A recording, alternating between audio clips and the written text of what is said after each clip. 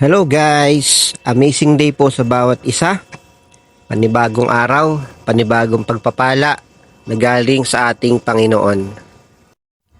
Kumusta po mga kabayan? I hope and I pray na maayos ka sa araw na ito at patuloy na may ngiti sa iyong mga labi. Ako nga pala si Eric, OFW dito sa Taiwan. May pangarap katulad mo. So pumunta lang ako dito sa wet market dito sa amin. Malapit lang naman guys. So bibili tayo ngayon ng food, ng pagkain for 1 week. So medyo may kamahalan ngayon ang mga bilihin dito gawa ng malamig winter. Pero carry lang. Budget natin 500. So kailangan mapagkasya, walang labis, walang kulang. So yan guys, bibili lang tayo muna ng isda. So ipay 100, tapos gulay, manok, pork.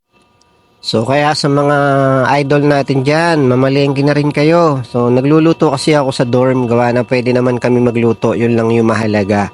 So yun guys, maraming salamat at patuloy na ingatan at pagpalain tayo ng ating Panginoon. At lagi po nating tatandaan, God is good all the time. So yun guys, eto na yung mga pinamili natin, di ko na naisama yung iba. So 500, eto po guys. O, di ba? So, ganun lang mamalengke, budget lang para tipid-tipid ba para sa ating mga pangarap. Sa isang OFW nga pala, kailangan marunong tayong mag-budget.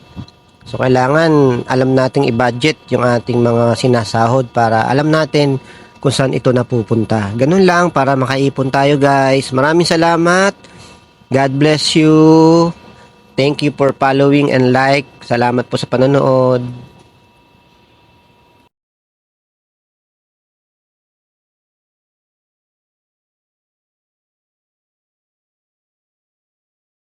Like, follow,